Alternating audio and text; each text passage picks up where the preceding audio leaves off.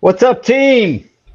Welcome to the Huddle. It's your weekly strategizing session on not only playing the game, but changing it. From mastering your craft to learning how to better display yourself in the industry, you're our type of people and you're where you belong. Welcome to the team. All right, I fumbled there a little bit. I almost got it, guys. Hey, you'll Almost get it one got of it, these bro. days. Almost got it. All right, so with me as always, Mr. Daniel and Jose Gonzalez from Grand Rapids, Michigan, although only one of them is there today. Mr. Yeah, the other Jose's the other down one in is Dalton, Georgia. Georgia, representing from the Job. FCICA mid-year convention, I believe is what they call it. Yep. And we got Scott Banda from Floor Cloud with us. So Scott, welcome aboard. Glad you could join us today. Hey, You thanks. are you are in the best possible episode for your product. So tell us a bit about you and Scott's with Floor Cloud, and he's gonna give him a chance here to tell him a little bit about himself and what Floor Cloud is. Sure, Paul. Thanks. Thanks for having me on. This is a great opportunity, and we appreciate it. So, just a little bit about me and my business partner. I was the one that was nominated to be on camera, but Pat has another obligation. But um, You we both are very basically. good-looking guys, so hey, we'll take either one of I you. I don't know. I seen that email that said that he has a face for radio. So That's great. So, both of us have been in the flooring industry for about 25 years.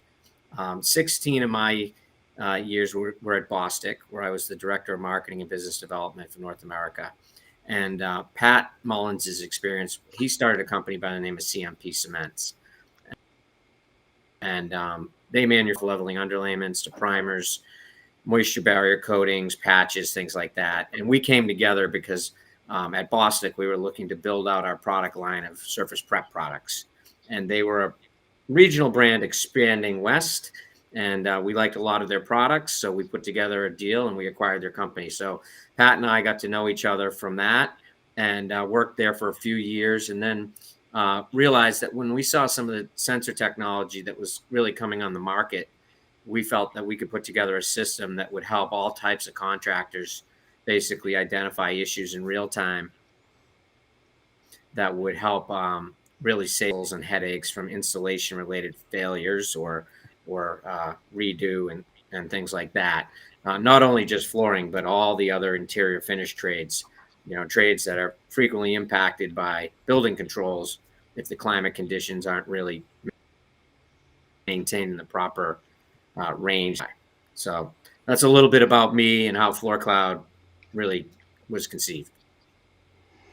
Yeah, so that falls right in line with our topic of the day, project site conditions and their impact on profitability. So, I mean, we couldn't have a better guest. right. I mean, we Um, talk about it all the time. Like I know in past podcasts we talk about showing up to a job and it's like concrete's too cold. There's moisture everywhere, and that's really what you guys are trying to put in front of everyone before you even get to the job site. So that's amazing. Yeah, exactly, Daniel. I mean, Paul, do you want me to touch a little on how it works, or do you well, want? let's do this. From the very beginning, let's talk about how important it is that site conditions, why does floor cloud or any of this matter? Like, what is so important about the site conditions and how does it impact our profitability? So one of the things I'll just throw it out there is, as a commercial contractor myself, there's been plenty of times when the site conditions not only didn't match like specs, and this is where I want you to dig in and really tell us about how Floor Cloud does some of these product specific notifications. But Okay. um, not only was the job site not in condition for a certain product, it wasn't in condition in a lot of ways to even be doing any finish work whatsoever. We still run into that.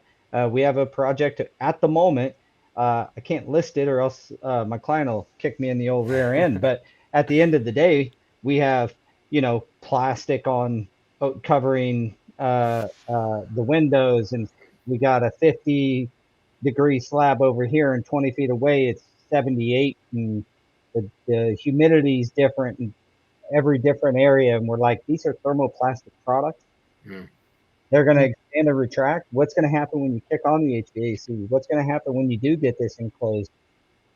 One thing I can tell you is I don't know, but it's not going to be good. The manufacturers will give you some ideas of what's going to go bad, but what that does, though, if we send a crew out there, um, obviously it's wasting that crew's time, huge impact Yep. on profitability, and we're big on if we can make crews successful and make the crews profitable, then it's going to benefit the flooring contractor that uses them.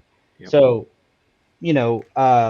guarding the installer's profitability, and then we got to go out there then. So then now we're just taking the burden on, and it's our project manager, our installation manager, our people going out there to survey the site and look at it, right? Yep. So some of the stuff that we're talking about is like huge impacts on your profitability, and a lot of this gets brushed under the rug and overhead. But the fact is it shows up.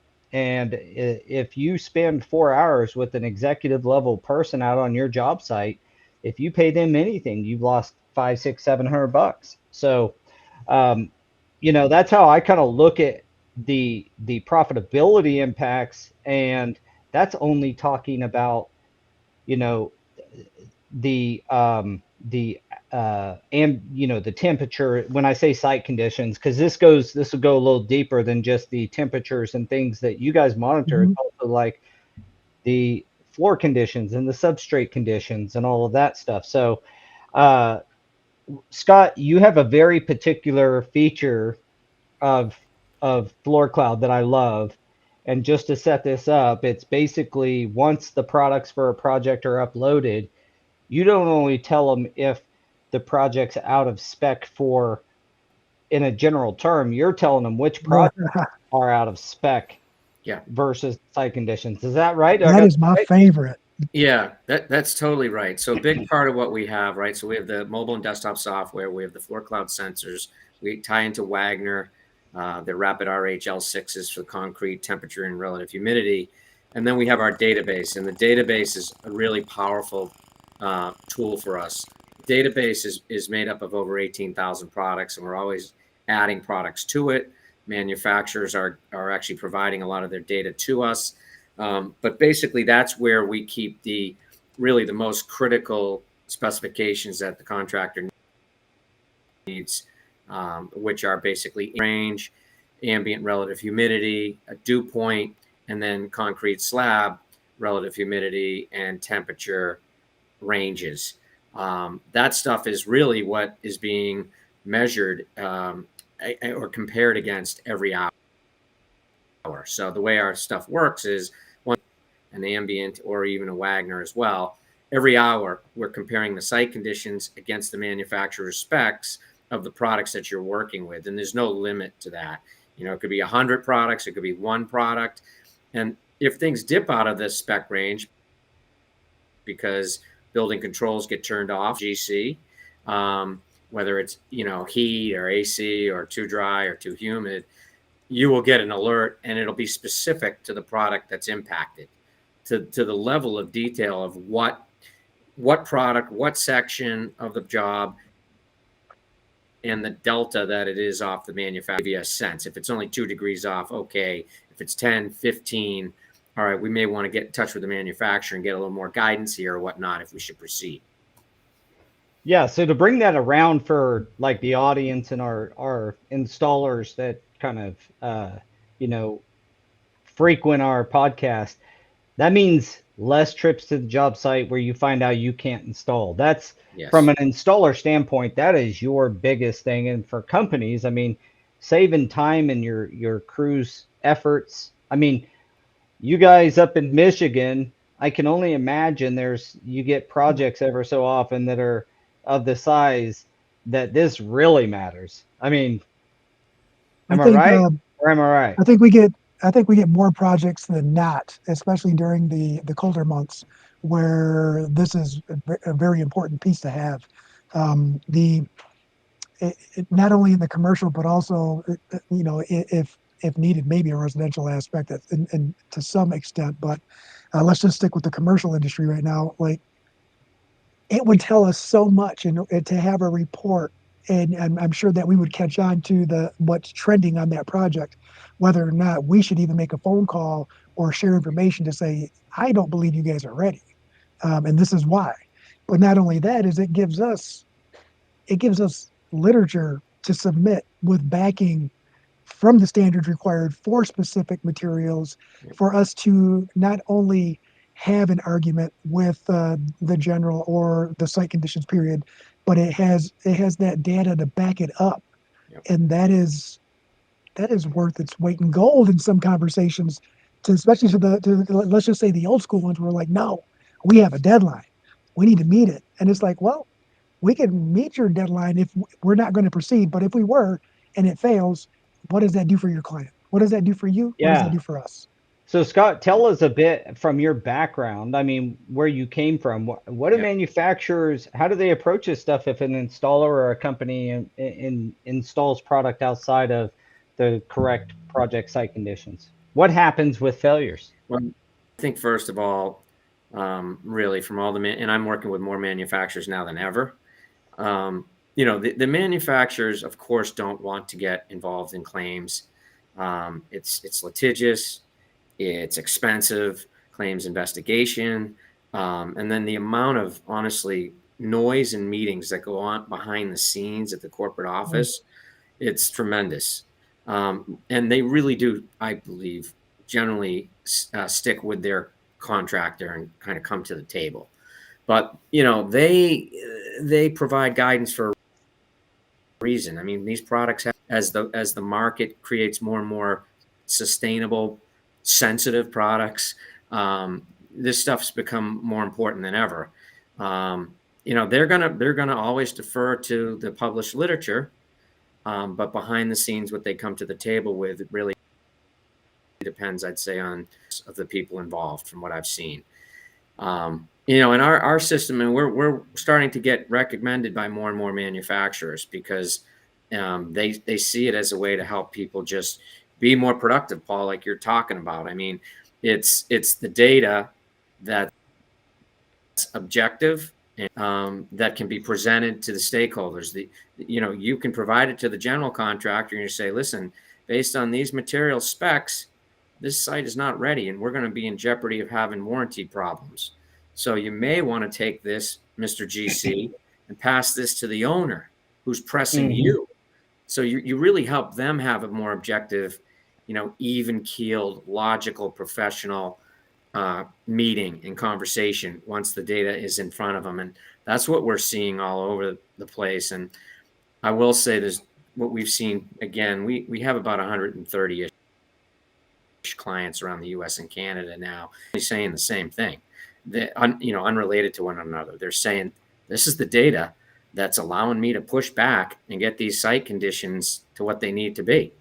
And Well, yeah, I mean, before, how would a company, and I'm a flooring contractor myself, like, how would we even go about producing something that is going to be sufficient from like, hey, we went out and looked and we take a picture of our fluke and it's like, and maybe a picture of the moisture reading, like it's kind of, I mean, it's first world problems because we didn't have these types of things, 15 years ago.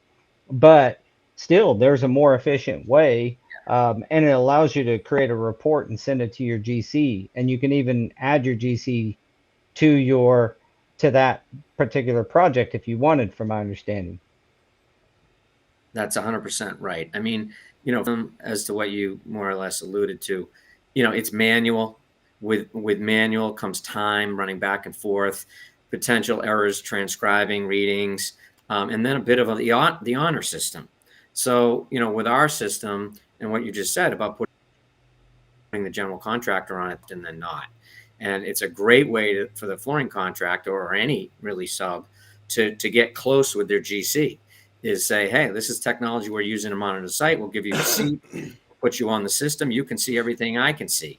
And it really does strengthen the relationship between the sub and the GC, and everybody's sort of rearranged the schedule. If it's too cold in one area, they're not going to want to put down a rubber that, could be a $300,000 problem a month later. What do you think, Daniel?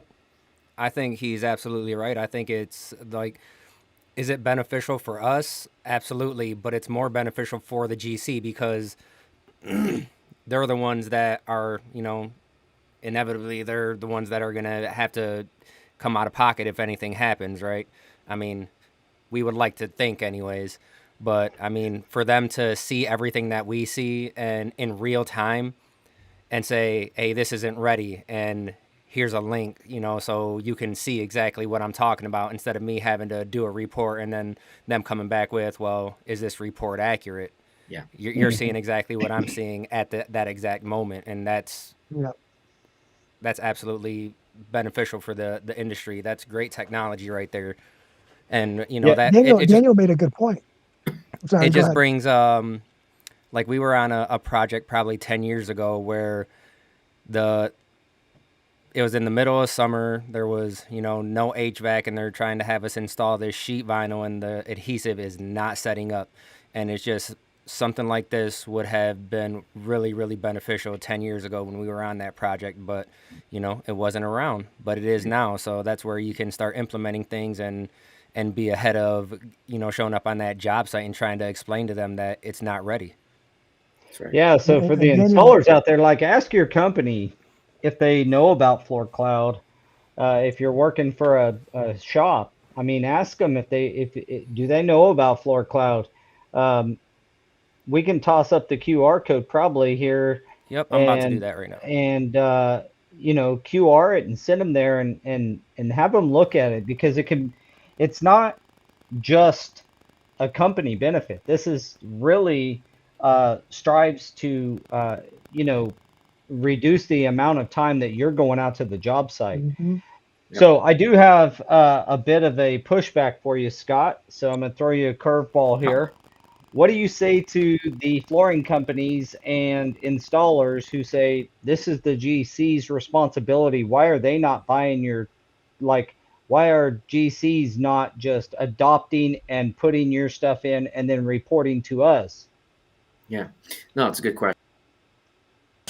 I'll tell you, the GCs we're approaching maybe 15, 16 GCs. And that's great. When we have the conversation with the GCs, it's interesting. They are usually thinking of millwork, drywall, wall coverings, and then they're kind of like, oh yeah, and flooring. But damn, we always get walked on. Yeah, it's kind of it's interesting. But what I would tell you is that the number one reason is the flooring contractor, the sub, wants to control the data themselves. So, that's proprietary. It's stored in your own job file in the cloud, and you own that data. So a year later, if there's a problem, you can go back and you can get that data and have control over it. That's what I would tell you is the number one reason. And there's been plenty of jobs. I was just on one in Boston yesterday. 2 cloud contractors were on there, flooring contractors, and the GC had Floor Cloud. So now there's a big property, so they're all doing different things. But I think there's a place for it to really coexist with the GC having it as well. Well, that's a good point. A very good point. I would like to. So the quick and easy answer is you own the data, and if there's a problem later, you got something to go back to and say we were in conditions when we installed. Yep. And that's going to tie right into what Daniel had said too. And when it's the honor system, when we take our own reports and we have everything written in pictures, it is during the time that test was done, that particular temperature was taken. This avenue is a consistent reading, or constant It's reading. a video, not a photograph. That's right. Right. Yeah. And it's not a part of time. It is time. Yeah. It's like I didn't I didn't Photoshop this picture that I took you guys of Yeah. this test right here. This data is real. Like my picture is timestamped, but this Yep. is timestamped way more often with less visits. It it really eliminates the, Yeah. I don't want to say time that we've wasted going back and babysat projects, Right. but it gives you time back Yeah. to focus on other things. Yeah. I mean, I'll tell you guys how people are most commonly using it. They use it early, put it on the site early to do kind of, Paul, what you were alluding to, and that appropriate to send the labor there, because there's nothing worse than sending labor and it's 40 degrees there and you can't do anything and then they have to be redeployed. That's a real cost. But the other thing, I was just at a couple different conferences. One was StarNet's Tech Summit. The other one was Fuse's conference. And a common theme at my booth is saying that, obviously the importance of acclimation of everything, essentially any of the resilient products or rubber products and hardwood products is critical. And, this is a great use to help you monitor acclimation too. Just putting material on site, and saying, yeah, it's going to be there for 2 weeks, so it's acclimated. There's no need for that risk. You can have a sensor in that room. You can see exactly for yourself if windows are getting opened or doors and whatnot, and respond to that. And then really, truly only install it when you know it's ready. That alone is becoming one of the most popular uses we have. And then, of course, during the installation. But then also, guys are leaving these sensors behind a couple weeks or even a month, just because flooring contractor could do a phenomenal job, the most intricate work, medallions, you name it, and be off the project. And then all you need is somebody else, the owner, to turn off the controls because they think it's all done. And then the flooring contractor's getting, brought to the table about, you don't know how to do an adhesive installation. You're like, Yep. really? We've been there on a project not long ago. Yeah, me too. Let's tell some war stories. Man, I And think we've already talked about this project, but it was a church and they turned the HVAC off when no one was in there. And then it's not something that, then issues start happening and Yeah. you start getting all investigative and they try to blame it. Everyone is blaming someone else, but Yeah. essentially, once you start asking the right questions, things start coming to light and it's like, yeah, this is why. And You start asking the right people. Yeah. yeah, and it's You just find the something that mechanic. right, and it sucks, right? Because you don't want to add to the problem and say it's going to cost this much more. It's like, how can we come together and all solve this Yeah. issue that happened? It's not. I don't want to be that person and say, nope, it's your guys' issue. It's like, what can we do to help at the same Right. time? Right.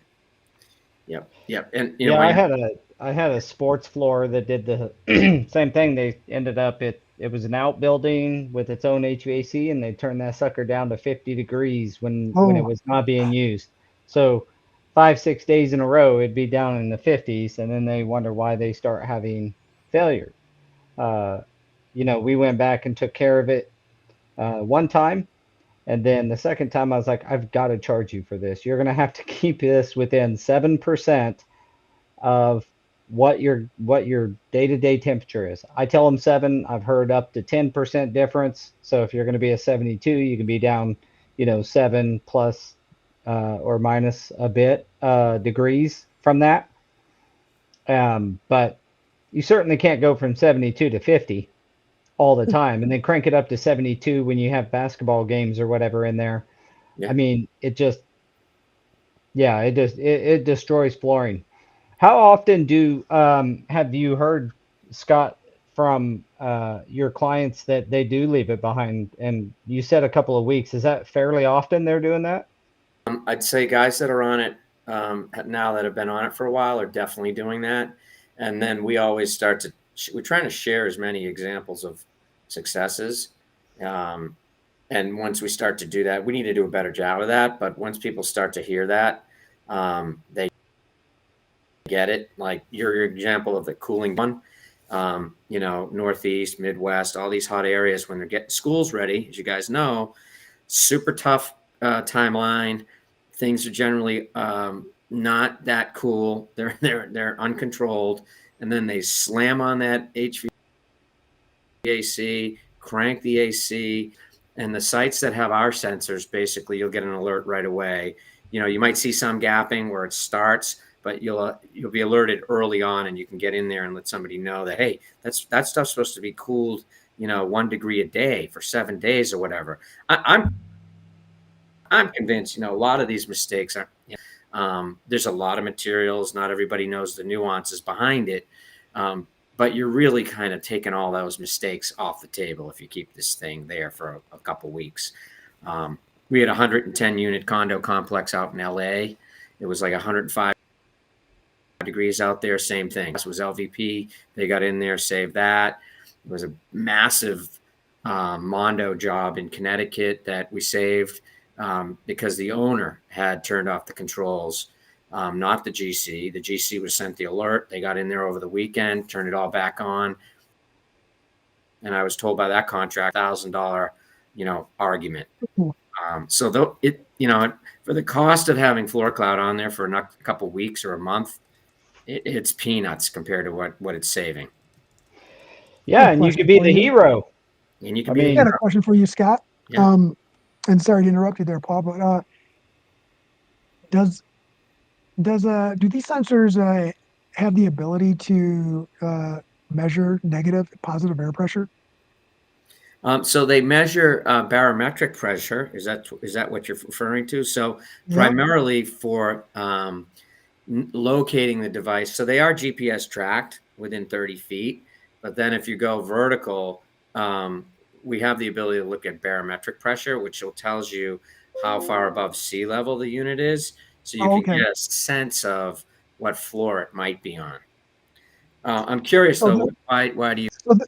The reason I was asking is we do a lot of work in hospitals, and in hospitals, whenever we're creating dust, we have to create, or someone has to create a negative airspace, right? Yeah. So that way it's contained, and we're trusting that they've done that. And if they didn't, then if for some reason we create some dust, or if we're there for a long period of time, the residuals that are created can go all over the place. And I just didn't know if it was sensitive enough to know the difference between the negative and the positive air pressure that needs to be created based off of what the requirements for the hospitals that we're working in. Yeah, so that's a good one. I've actually never heard that one. I've heard, do we have sensors to monitor air particles? So when you're doing hospital work and trying to adhere to all the HIPAA laws, you can have a sense of what might be coming through the curtains. But I'm actually going to talk to some of the technical team on the Verizon side about your question, and I'll let you know, because that's a good one. Awesome. Okay.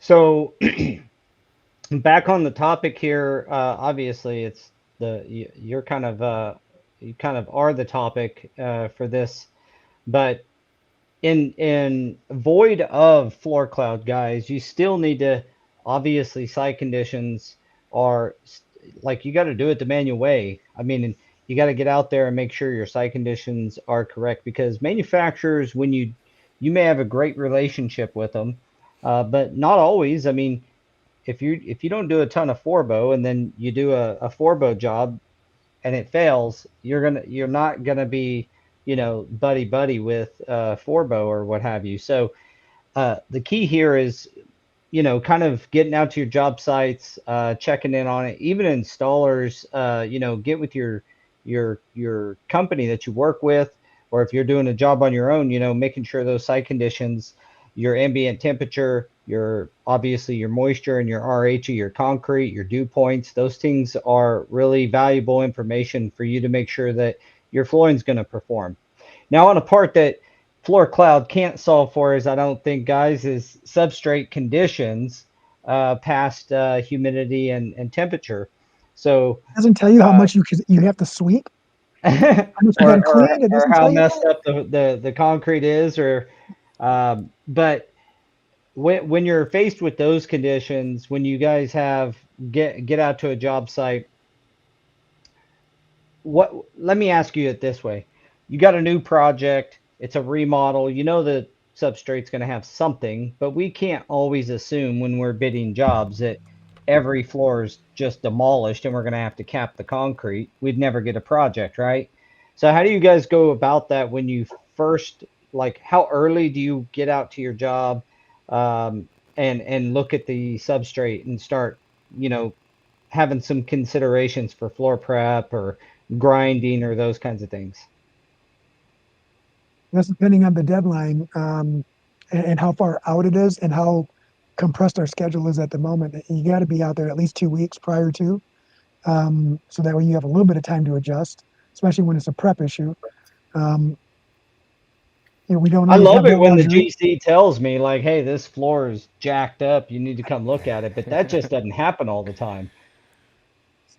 You know what You're I'm right. saying? Unfortunately for us, we do know a lot of the generals, and they will tell us right away, hey, I know that half of this building is brand new construction, but the other half isn't. It didn't come together very well. We got a peak. We're probably going to have to level this side to bring it up, or grind, or we get the luxury of we get spoiled a little bit with the communication, but that's because we were very thorough in creating that relationship and expectations on our side. Um, but larger ones definitely got to get out there. I say 2 weeks. It's it's pretty standard, I believe. Yeah, I try to get out there as early as possible. I figure we can't, you know, fight that battle too early. It would be Yeah. interesting, Scott. Do you guys ever plan on adding cameras to your sensors? So another big problem with flooring with us is we take up a huge amount of space. One of the reasons we're so disruptive on a job site Yeah. is like you can have a room packed full of stuff and still paint the wall. Yep. You can't have a room packed full of stuff and still put in the floor. Right. So The floor, a they do the lot of floor. times, I'm thinking of a project right now that we're doing where um, we're getting out there early. We're doing some floor prep and a little bit early, but you know, you get all the prep done, and your guys are getting ready.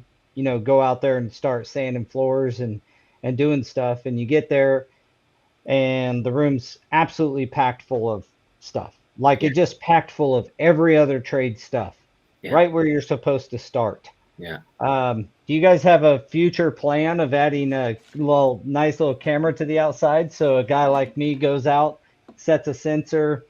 monitoring my site conditions, and I can actually have eyes in the field? Yeah. So that has come up a handful of times. It is a capability we could launch.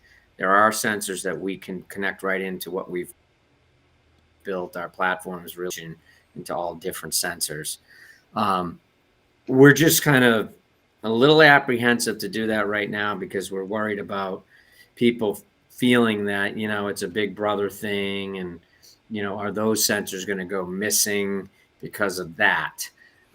We Mm. probably, Paul, as we're kind of bringing this first step of sensor technology to the market, the follow on, I think, as everybody kind of becomes socialized to what we're doing now, will be what you're saying, into probably more cameras, still shots originally, but of course videos capability as well. Just gets into be a big data hog and a lot of space in the cloud and all that. But I could see that coming out in a few Yeah, I was years. just curious if you guys were thinking about that and if that had been brought up. Mm-hmm. I Mm-hmm. mean, just I getting a gotta ask him picture that when I first every met him. hour would be awesome addition. And what you guys already have is great, obviously, and serves a huge need. Just thinking in the future, Yep. as you guys mold your business and expand your service offerings, it's possible that getting a picture showing you your job site every once in a while, Yep. Yep. and I guess you know knowing installers, there'd be a few middle fingers on those pictures. I'm just guessing. Probably a lot more than a little bit of middle fingers. Every Yeah. time someone walks past it, they'd be doing something. Yeah. No, I see it being That's valuable. hilarious. Guys have spoken about it for the same exact reason you said. We had a big customer in Texas actually ask us the same thing. They drive 6 hours to sites and only to run into the same thing you said.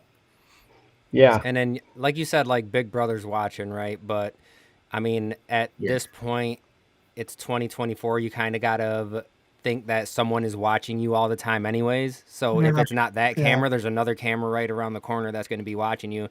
I've seen projects where they put cameras up and then they do a time lapse, and it's like, I didn't even know any cameras were there, but you kind of Hmm. got to just expect that these days. Hey, Yeah, yeah. they got me picking my nose and my butt, and I'm not going to say what order.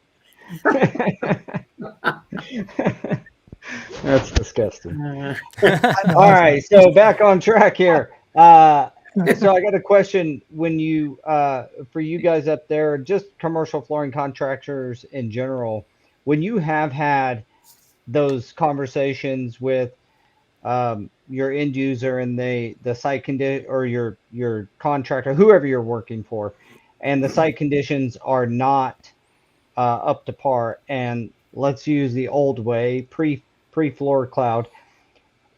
How are those conversations? Like, um, are they, do your contractors or your end users, I see a difference between those two. So let's use GCs. Do you see them being receptive to what you say? I think that we've been pretty lucky to have GCs that rely on us in order to tell them, kind of what the best thing is. But at the same time, Mhm. we've been on that other side where they're like, we don't care, just put it down.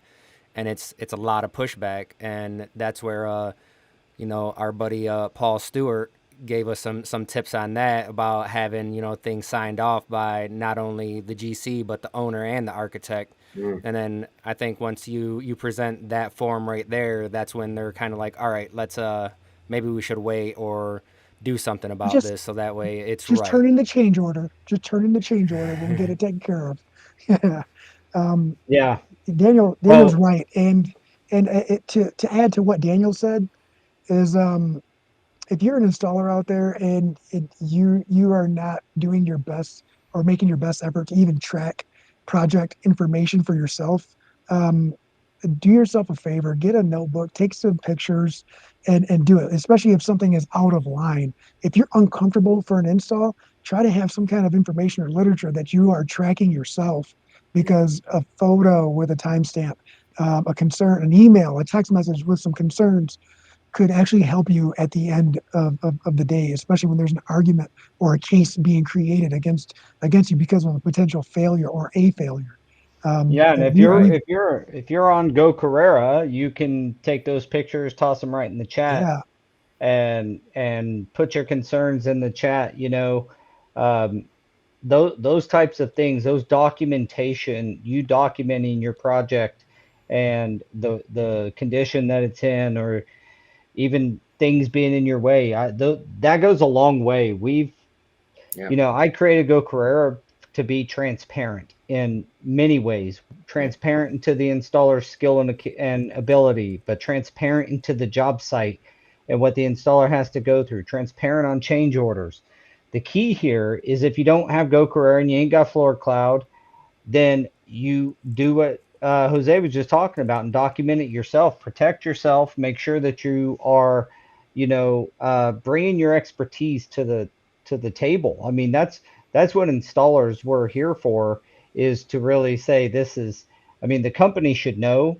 I get that, and I challenged Scott, and he made a very good point on why GCs aren't the only ones using Floor Cloud. The reason only flooring companies are not should not be responsible for tracking that is so you can protect yourself. If you track it on yourself, like Jose just said, and you're taking notes and pictures, um, in a big part, you're protecting yourself from a future issue.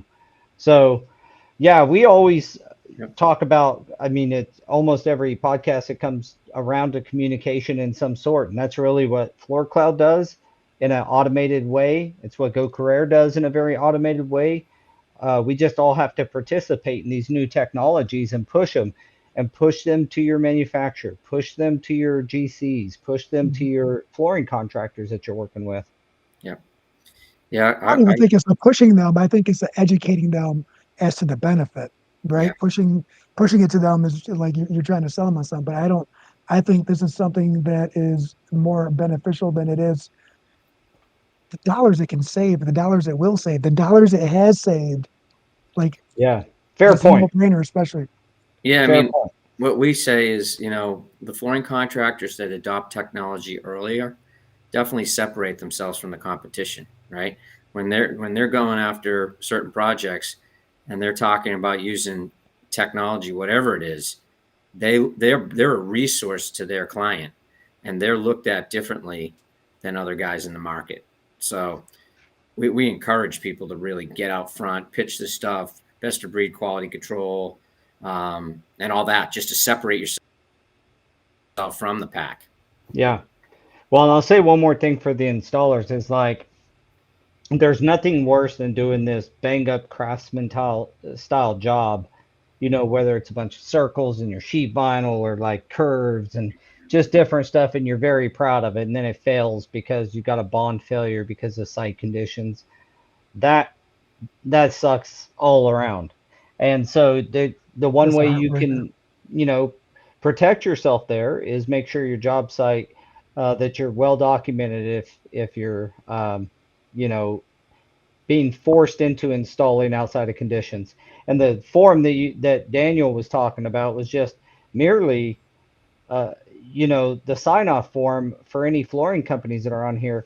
It's very clear in the rulings across the United States on this matter. It's our job not only to alert them that they're installing outside of manufacturer specs, but you need to tell them all of the possibilities of what can happen due to doing that, and make sure that you're held harmless and indemnified from all things that could result from that, including safety issues that could result from peaking tiles and these things. Yeah. And then, like Daniel said, have your GC owner and uh, architect Architect. sign off on that.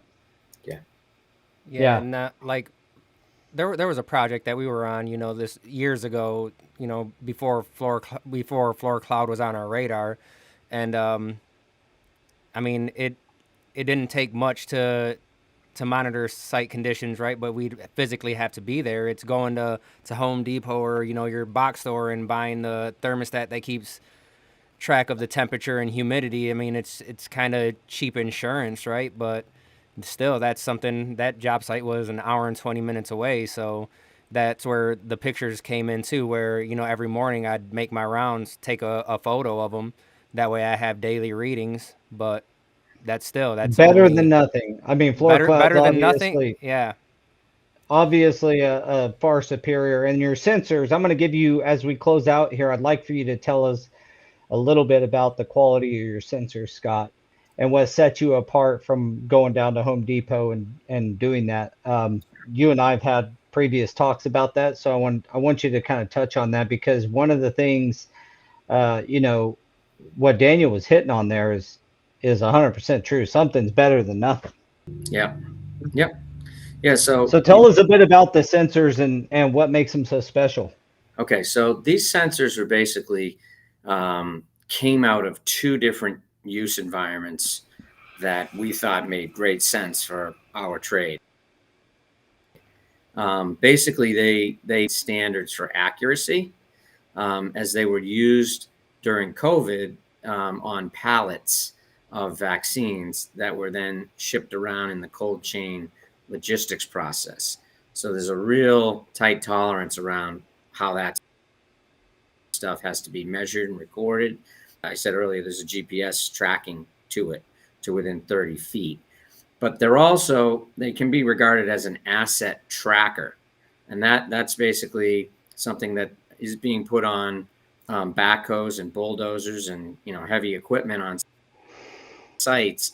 It is so they can be in very rugged environments. They're IP67 rated. They can get wet, they can get dirty, dusty, whatnot. So they're very accurate yet very durable. Awesome. Yeah. Well, that's what sets them apart, guys. So give Floor Cloud some love. I see we've had a few clicks on the QR code already. Again, encourage educate, as Jose said, your companies that you may be working with. If you're an installer and companies, it's like Scott said, it's pretty cheap insurance. So look forward to seeing your success, Scott, with Floor Cloud and more job sites and just better project outcomes. That's really what we all want. So, Yeah. Yeah, and Thank you. there was Patrick was at, where were we at? The summit with NAFCT and Yep. Unite, and Yep. gave a presentation on it. And I actually just released a little short earlier today, and there will be a few more, just bits and pieces on your guys' software coming out on the social media. So we Awesome. definitely he definitely did a good job on that, and the video that you guys put together is great, and I'm looking forward to using your guys' stuff in the future on some projects. Great. Well, we appreciate it. Jonathan and Robert Varden both said that they got them in the schools, so it's not just for job sites either. It's anywhere that could be valuable. It doesn't have to be just job site specific. They want to make sure that the schools are staying within tolerance too, and that's huge. Yeah, and those guys are starting to integrate it into a little bit of the curriculum. But yeah, we There want you to thank you go. guys. Just want to thank you guys for having us on. I think what you guys are doing for the industry is huge, and we're going to help spread the word too about the Huddle and Go Carrera. So Well, awesome. thank you. We appreciate that. Well, thanks, Scott, Jose, Daniel, guys. It was another awesome episode. It was great chatting with you guys again. And Scott, when we end the live, don't get off. We always forget to tell people beforehand. Minutes. okay, All right. all right. Well, Huddle crew, Huddle team. Until next Tuesday, you'll catch us on all the social channels. If you see us on any of those, give us a like, give us a subscribe, make a comment, tell us what we're doing great, what we're falling, and give us some more topics to discuss. We love when you guys give us those topics from the audience, because that helps us to, obviously aggregate and communicate better with what you guys are facing out in the field all the time and in your businesses. So from there, we'll catch you guys later. It was great having you, Scott, and thanks everybody for your participation and comments. Thanks, guys. We'll see you next week. Thanks a lot. Thank you, everyone.